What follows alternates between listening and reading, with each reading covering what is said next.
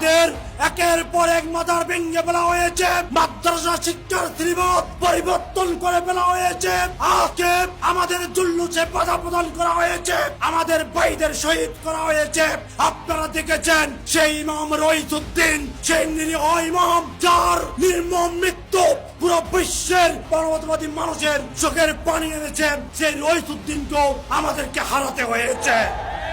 আমরা গভীর উদ্বেগের সহিত লক্ষ্য করেছি, আজকে ইসলামী ফ্রন্ট বৃহত্তর সুন্নি জোট প্রার্থী ঘোষণার পর থেকেই বিভিন্ন জায়গায় দেখেছি তারা নিজেদেরকে সুন্নি দাবি করতেছে, কিন্তু গত 17 মাস যখন আমাদের শত শত মাজার ভাঙা হয়েছে, রইসুদ্দিনকে কুকুরের মতো পিটিয়ে হত্যা করা হয়েছে, তখন আমরা কাউকে একটি দুই লাইনের বিবৃতি দেওয়ার জন্য আমাদের পাশে পাইনি।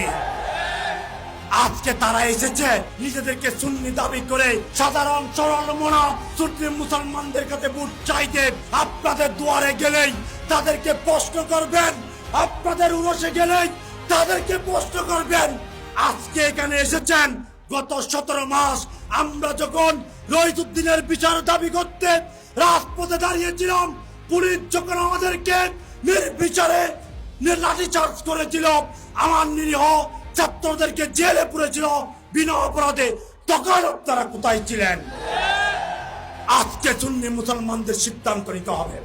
আমরা কারো বিপক্ষে নই, আমরা কারো দালালি করিনি, করবো না। আমরা মদিনাওয়ালার গোলামি করে